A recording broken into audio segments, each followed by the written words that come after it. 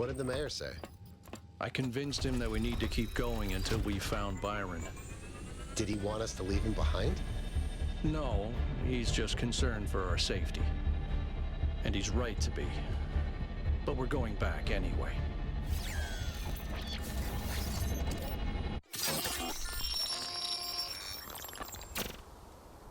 Great trials lie ahead of you, my child. But your choices will determine the future.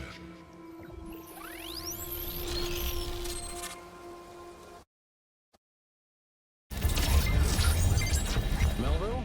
Are you receiving? Yep. Welcome back to the mysterious island, everyone. How's the situation? Whatever Byron did seems to have sent the whole system into some kind of lockdown. I can't access any of the terminals, although I suspect 1K still could. Why would that be the case? When 1K connected to the data stream, the system assigned him a user profile. The rest of us are locked out, which means I'll need your help, 1K, because a lot of stuff doesn't seem to be working. Okay. Check it out and see what you can fix. But please remember, what matters most is finding Byron.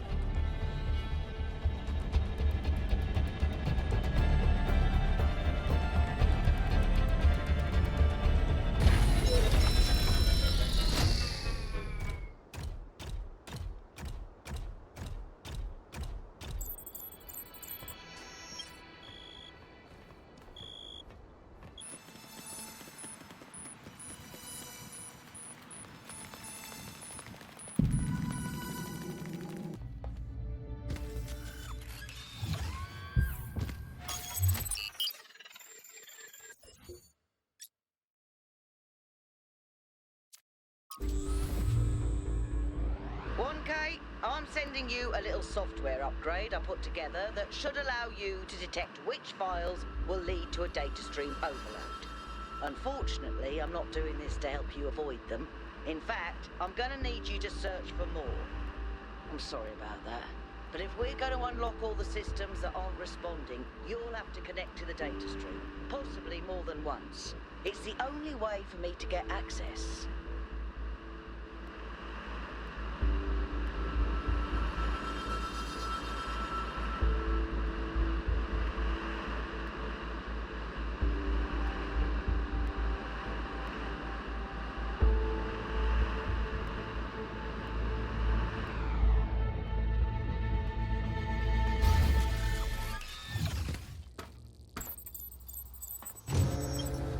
Okay, in this area, there seems to be a problem with the machine that makes the tetromino bridges.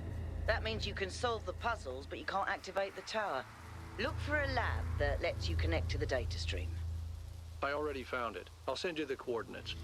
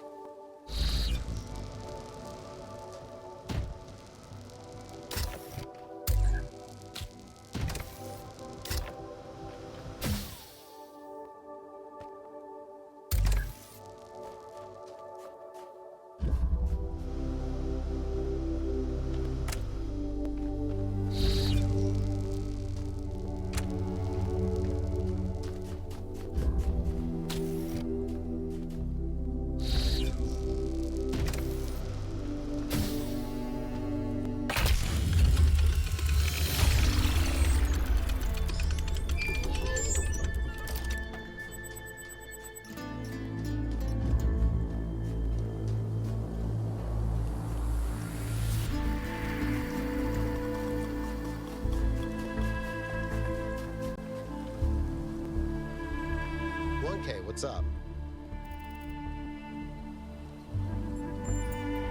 I hope so. I understand why he was impatient, but he should have been more careful.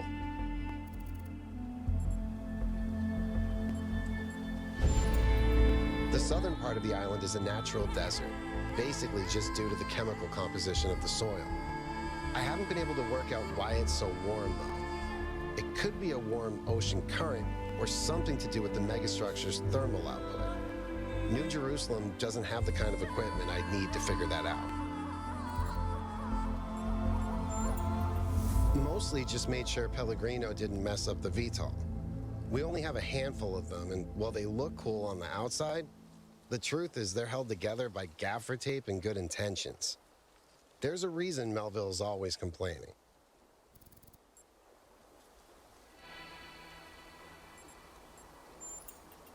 When you put it like that, it seems hard to argue. More and more stuff isn't working anymore, and eventually there will be consequences. Yeah, everyone knew Cornelius. After Eustathius retired, he was the only one left who was there since the beginning. Except I guess none of us really knew him after all. We all thought he was lost in the past, always studying the archive and the simulation. But he actually had all these secrets. And a daughter. No, just surprised. Maybe a little sad that he felt he couldn't trust anyone with the truth.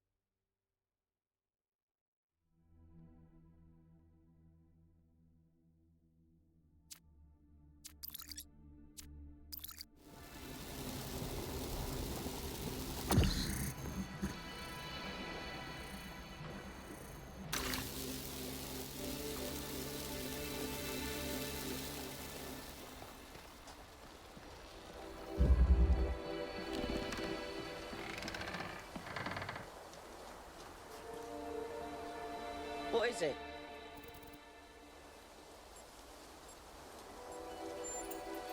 Now, I suspect Byron is still logged in, and his presence has thrown everything out of whack.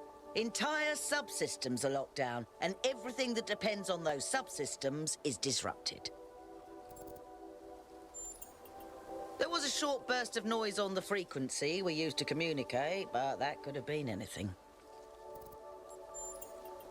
He taught me a lot when I was young. Nowadays, people just know him as the museum curator, but back then, he was closely involved with every engineering project, and he was brilliant. When he encountered a problem, he'd always remain calm and keep working at it until he found a solution. I wish I could be that patient. If I had to guess, I'd say so that Cornelius could still go back for anything they needed. He was always leaving on expeditions anyway, looking for materials for his projects.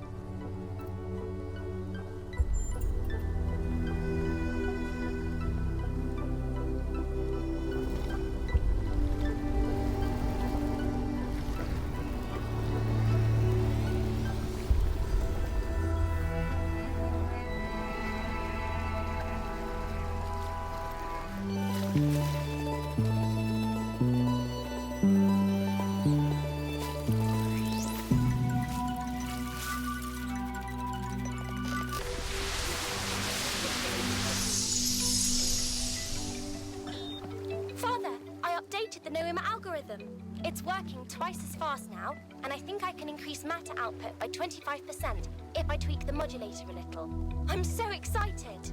Nice to meet you. So excited. I'm Cornelius. What? Oh, Dad! This is science!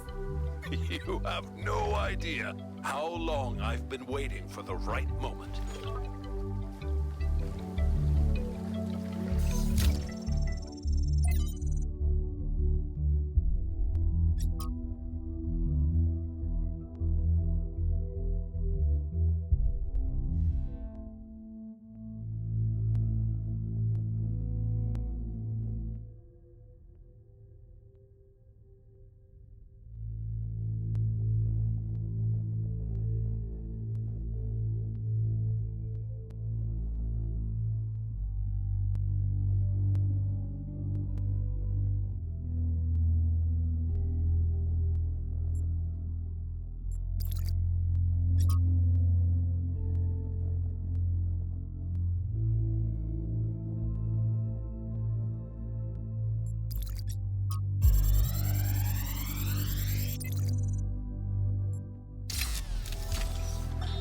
Today, we were delighted to be visited by a bunch of protesters, these voluntary extinction weirdos who think we're creating soulless monstrosities that will destroy the planet. They broke into the facility and started yelling at everyone. Fun, fun, fun, right? Then one of them lunged at Alex. Big mistake. Chernyshevsky grabbed the guy and literally threw him across the room. I mean, almost threw him all the way off the dam. After that, the rest of them had a change of heart. Now, I'm telling you this because mostly it is not like that. But these people do exist. And somewhere in their shriveled little souls, they think that they're doing the right thing. They think they're being righteous. Now, to me, what Alex is trying to do is an obvious good. But that's not the same for everyone.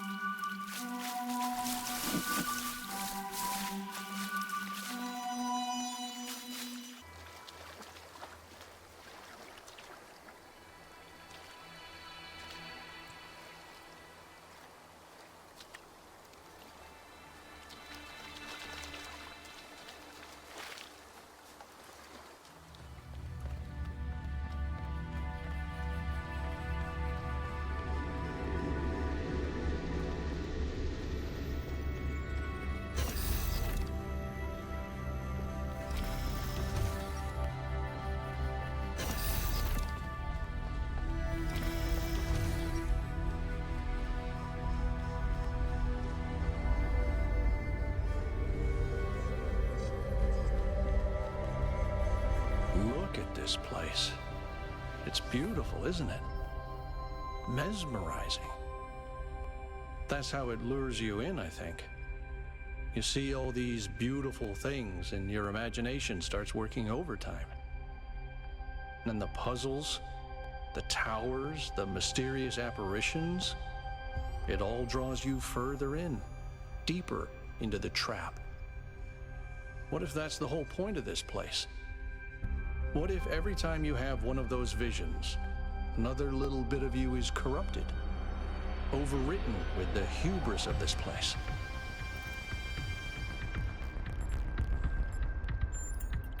I'm sorry, I didn't mean to suggest you were, whatever it is I'm trying to say. I guess I'm just disappointed in myself.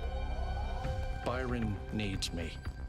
You all need me to do my job, and I can't even use a terminal. If this is all really the work of the Founder, I don't know, maybe she lost her way. Or maybe we're just not ready. But once we find Byron, I suggest we get the hell out of here and never come back.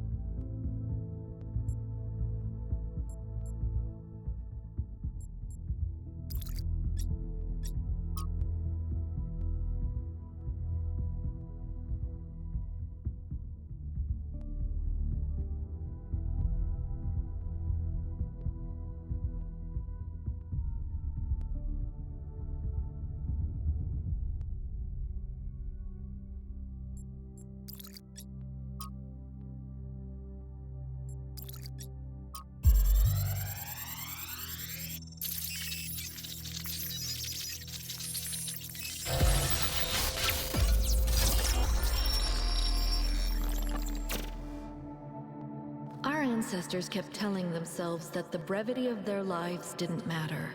But they had so little time to ever really think about anything.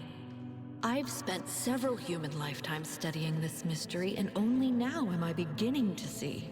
The simulation was built on top of material reality, unable to escape its constraints. In the same way, physics as we understand it, even quantum physics, is built on top of a deeper reality. A set of rules that define existence itself. There is a universal language of creation, and I think we can learn it.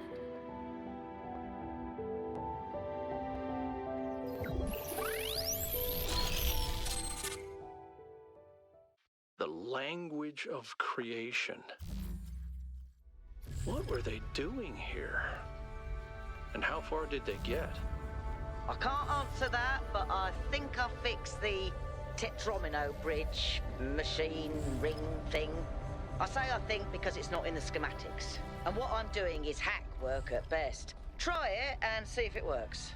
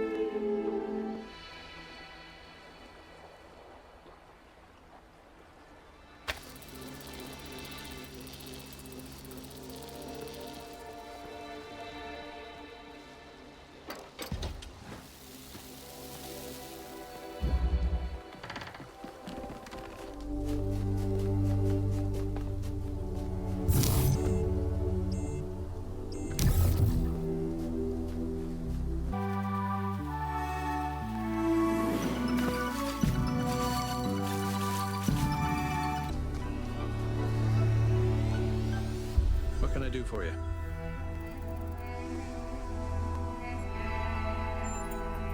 He blamed Byron for being headstrong and foolish, which I don't see it quite the same way, but it's easy to understand why the mayor would think that. It wasn't hard to convince him that we can't leave Byron behind, though. You may not agree with Herman on a lot of issues, 1K, but he's not a bad person. He's doing his best in a difficult situation. I hope so. He's always been annoyingly hard to get rid of.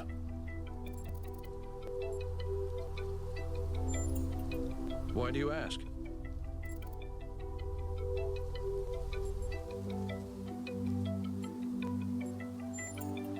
Just because I believe we don't need to expand and dominate everything doesn't mean I want us to go extinct. I know there are people who think that way, but if I care about other species going extinct, why wouldn't I care about this one? Seems irrational to me. He was the third to be born, after Athena and Eustathius. He was an important figure in New Jerusalem's early history, almost as important as Athena. But after she vanished, he faded into the background. I don't think anyone suspected he knew where she was. I didn't know him that well, but he was always very calm, very thoughtful. Everyone respected him.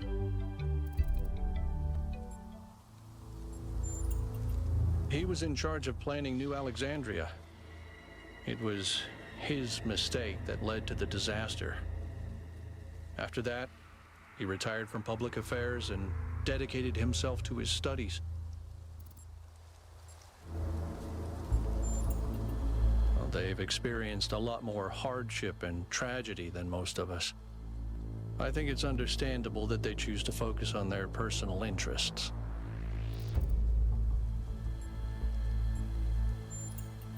You mean, am I unduly influenced by my experiences? Unable to imagine the better future Byron wanted because I'm too traumatized? Could be. But I'd like to think I'm a little more self-aware than that. It makes me wonder why people always think they know better than nature. I do. Although I prefer the term interactive fiction. It's better at capturing what this art form really is. Storytelling, but with a completely different underlying structure.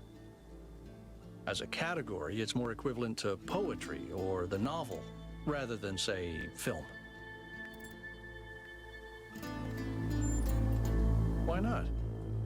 Because I'm a joyless, by-the-book pencil pusher? I'm focused on the mission, 1K, because what we're doing here matters. That doesn't mean I don't have my own interests or don't appreciate art. That's something Byron and I never agreed about. I think we have an infinite capacity to come up with new ideas. There's as much to discover inside ourselves as there is out here.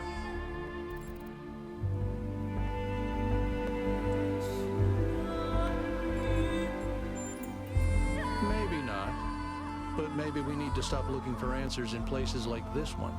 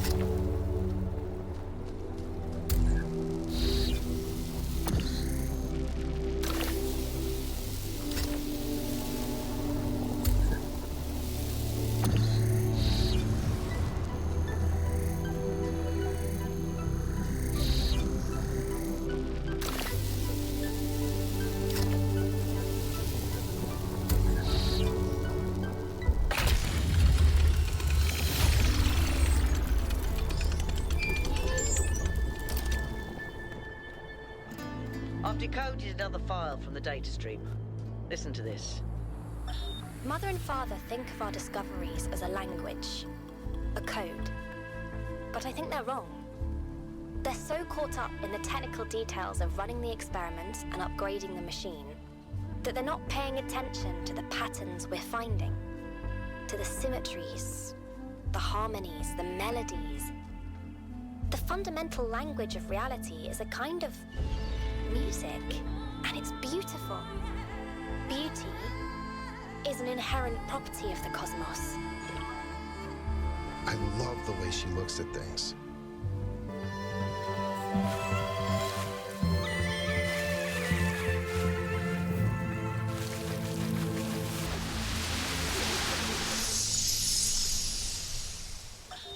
In the early days, humankind lived in a world of unexplained wonders and terrors.